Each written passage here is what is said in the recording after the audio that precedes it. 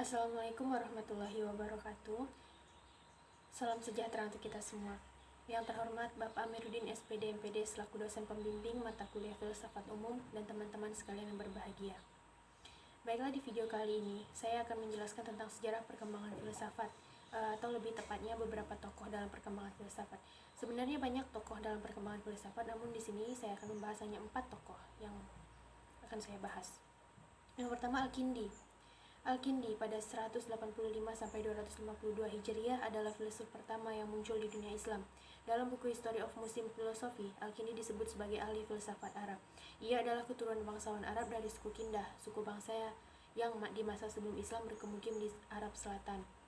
Nama lengkap Al-Kindi adalah Abu Yusuf bin Ishaq bin Sabbah bin Ismail bin Muhammad bin Al-Ashad bin Qais Al-Kindi. Ayahnya adalah gubernur Basrah pada masa pemerintahan Khalifah Abbasiyah. Al-Kindi dilahirkan di Kufah dan ia memperoleh pendidikan masa kecilnya di Basrah, tetapi tumbuh dewasa dan meninggal di Baghdad. Karya-karya Al-Kindi. Karya Al-Kindi sebenarnya sukar ditentukan karena dua sebab. Pertama, perbedaan pendapat tentang jumlah karya yang dihasilkan, antara lain Ibnu An-Nadim dan Al-Kafti menyebut 238 risalah atau karangan pendek, sedangkan Syahid Al-Andalusi menyebut 50 buah. Karangan yang terkenal ditemukan oleh seorang ahli ketimuran Jerman, yaitu Helmut Ritter di perpustakaan Hagia Sophia, Istanbul. Karangan tersebut terdiri atas 29 risalah. Beberapa karya Al-Kindi, baik yang ditulis sendiri atau ditulis ulang oleh penulis lainnya, di antara lain ialah Kitab Kimia Parfum, Kitab tentang penggunaan angka-angka India, Risalah tentang penyebab aliran dan pasang surut yang efisien, Kitab Asy-Syu'at atau Kitab Sinar, The Medical Formulary or Aqrabadin of Al-Kindi, Al-Kindi's Metaphysics, a Translation of Yaqub bin Ibnu Ishaq Al-Kindi's Metaphysics on Cryptanalysis, Kitab Al-Kindi ila Al-Mu'tasim Billahi fi Al-Falsafah Al-Ula, Kitab Al-Falsafah Al-Dakhilah wal Al-Masyail An-Matikiyah, atau karangan yang berhubungan dengan pengenalan filsafat, masalah logika dan metafisika. Kemudian filsafat dan pemikiran Al-Kindi. Al-Kindi telah mempermudah akses terhadap filsafat dan Yunani serta telah membangun fondasi filsafat dalam Islam dari sumber-sumber yang jarang dan sulit, atau sebagian diantaranya diteruskan dan dikembangkan oleh Al-Farabi. Sumber pemikiran Al-Kindi diperoleh dari sumber-sumber Yunani klasik, terutama Neoplatonis. Ia diduga meringkas definisi dari literatur Yunani dengan niat hendak memberikan ringkasan filsafat Yunani dalam bentuk definisi. Kebanyakan definisi itu adalah definisi yang dipinjam dari Aristoteles. Ketekunan Al-Kindi mengumpulkan definisi dari karya-karya Aristoteles dan kesukaannya kepada Aristoteles tidak dapat diabaikan. Bahkan ketika ia meringkas dari sumber-sumber lain yang keliru, ia menisbahkan pula kepada Aristoteles. Selain itu, Al-Kindi juga dikenal sebagai ahli ilmu pengetahuan. Menurutnya, pengetahuan terbagi dua bagian, yaitu ialah A. Pengetahuan ilahi, sebagaimana tercantum dalam Al-Quran, yaitu pengetahuan langsung yang diperoleh Nabi dari Tuhan. Dasar pengetahuan ini ialah keyakinan. B. Pengetahuan manusiawi atau filsafat. Dasar pengetahuan ini ialah pemikiran. Kemudian teori pengetahuan dan pemikirannya ada satu, konsep etika. Dalam hal ini, etika Al-Kindi berhubungan erat dengan definisi mengenai filsafat atau citra filsafat. Filsafat adalah upaya meneladani perbuatan-perbuatan Tuhan sejauh dapat dijangkau oleh kemampuan manusia. Yang dimaksud dengan definisi ini ialah agar manusia memiliki keutamaan yang sempurna. Juga diberi definisi yaitu sebagai latihan untuk mati.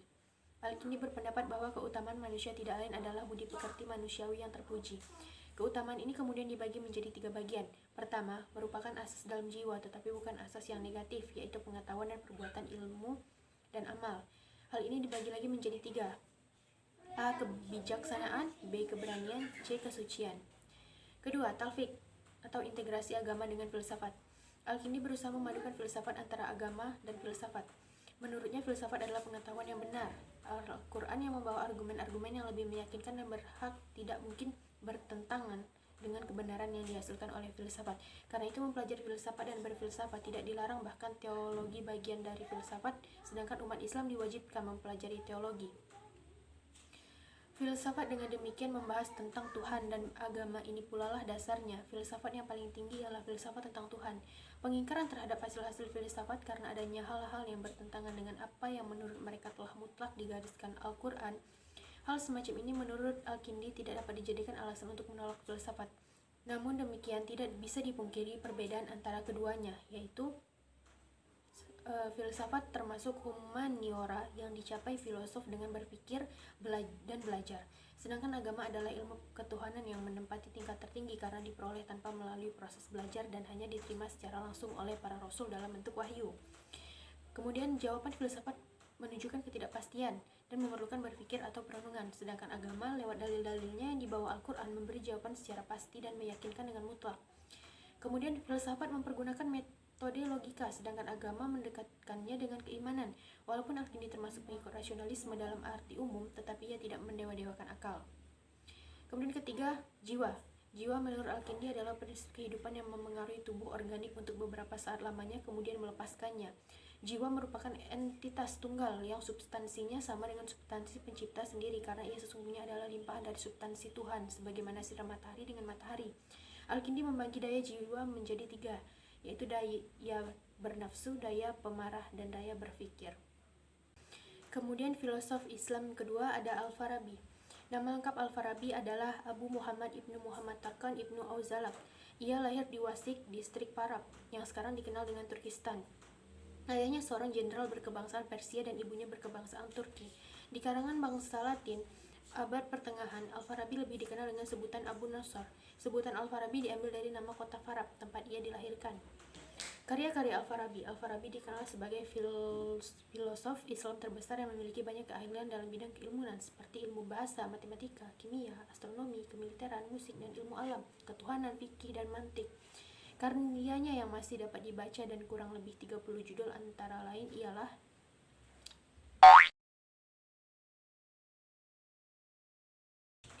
Al-Farabi berusaha memadukan beberapa aliran filsafat yang berkembang sebelumnya, terutama pemikiran Plato, Aristoteles, dan Plotinus. Ia juga berusaha memadukan antara agama dari filsafat.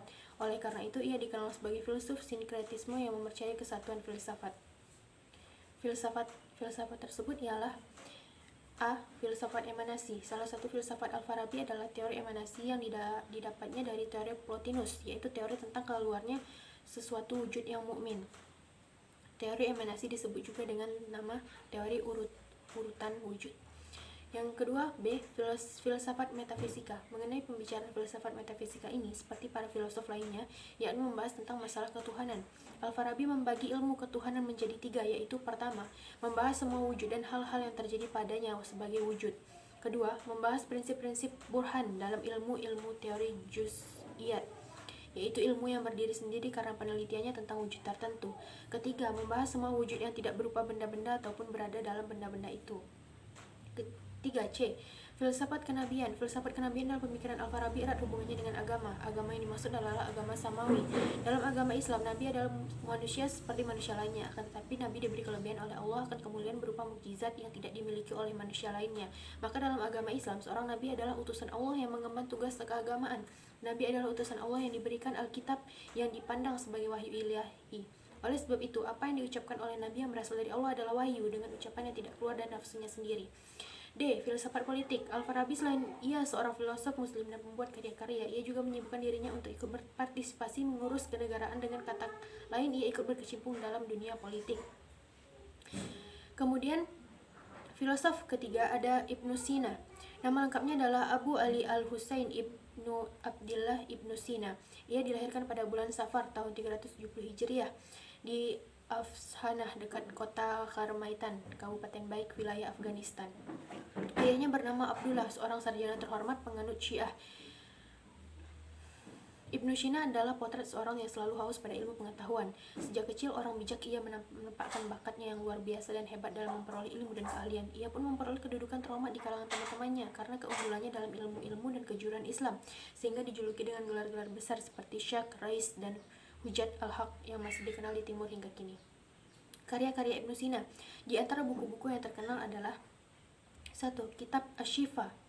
Kitab ini adalah tulisan yang terpenting tentang filsafat dan terdiri ada 4 bagian, yaitu mantik, matematika, fisika, dan metafisika. Kitab ini sangat tebal, terdiri dari 18 jilid, adalah suatu ensiklopedia besar dalam ilmu filsafat yang ditulis oleh Ibnu Sina. Dengan kitab ini, ia telah memperoleh kedudukan yang sangat tinggi, baik di dunia timur maupun barat.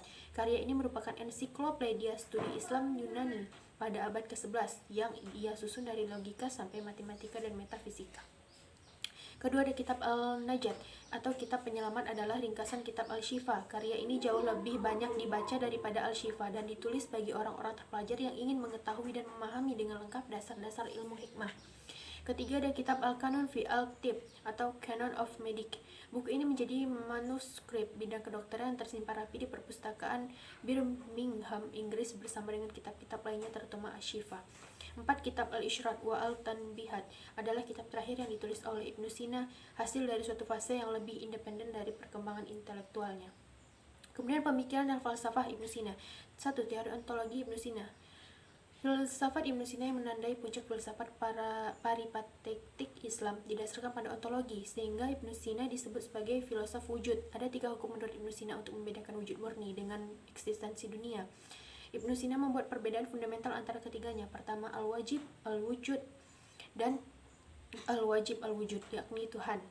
Kedua, filsafat emanasi dan kosmologi Ibnu Sina. Teori emanasi berasal dari Plotinus, sang filosof yang berkontemplasi. Pemikiran Plotinus disebut yang satu. Yang satu itu adalah yang tak berhingga dan absolut. 2. Filsafat jiwa Ibnu Sina. Filsafat yang terbaik mengenai jiwa adalah pemikiran diberikan Ibnu Sina. Jiwa sebagai prinsip kehidupan merupakan sebuah pancaran dari akal kecerdasan aktif. Definisi yang umum tentang jiwa adalah kesempurnaan yang pertama dalam tubuh organik, baik ketika ia dibentuk tumbuh dan diberi makan, atau ketika ia memahami hal-hal universal dan bertindak berdasarkan pertumbuhan yang mendalam. Kemudian filosof keempat ada Ibnu Rushd. Nama lengkapnya adalah Muhammad Ibnu Ahmad bin Muhammad bin Ahmad bin Rushd atau Abu Al-Walid atau Averroes. Lahir di Cordova pada 1126 Masehi. Ia berasal dari keluarga ilmuwan. Ayahnya dan kakeknya adalah para pencinta ilmu dan merupakan ulama yang sangat disegani di Spanyol. Ayahnya adalah Ahmad Ibnu Muhammad, adalah seorang ahli fikih dan pernah menjadi hakim di Cordova. Pemikiran Ibnu Sina yaitu teori dan pemikiran Ibnu Rushd. 1. Agama dan filsafat. Masalah agama dan falsafah atau wahyu dan akal adalah bukan hal yang baru dalam pemikiran Islam. Hasil pemikiran Islam tentang hal ini tidak diterima begitu saja oleh sebagian sarjana dan ulama Islam. Menurut Ibnu Rushd, syara' tidak bertentangan dengan filsafat, karena filsafat itu pada hakikatnya tidak lebih dari benalar tentang alam empiris ini sebagai dalil adanya pencipta. Dalam hal ini, syara' pun telah mewajibkan orang untuk mempergunakan akalnya seperti yang jelas dalam firman Allah, apakah mereka tidak memikirkan tentang keraguan langit dan bumi dan segala sesuatu yang diciptakannya. Quran Surah Al-A'raf ayat 185. Benalar dan Itibal hanya dapat dimungkinkan dengan menggunakan kias akal, karena yang dimaksud dengan itibal itu tidak lain dari mengambil sesuatu yang belum diketahui dari apa yang belum diketahui. Dan kedua ada metafisika. Dalam masalah ketuhanan, Ibnu Rushd berpendapat bahwa Allah adalah penggerak pertama. Sifat positif yang diberikan oleh Allah adalah akal. Wujud Allah adalah esanya. Wujud dan keesaannya tidak berbeda dengan zatnya. Dalam membuktikan adanya Allah, Ibnu Rushd menolak dalil-dalil yang pernah dikemukakan oleh beberapa golongan sebelumnya karena tidak sesuai dengan apa yang telah digariskan oleh syara', baik dalam berbagai ayatnya, dan karena itu Ibnu Rushd mengemukakan 3 dalil yang dipandang sesuai dengan Al-Quran dalam berbagai ayatnya. Baiklah, sekian penjelasan yang dapat saya sampaikan, kurang lebihnya saya mohon maaf. Saya akhiri, wabillahi taufiq wal hidayah. Wassalamualaikum warahmatullahi wabarakatuh.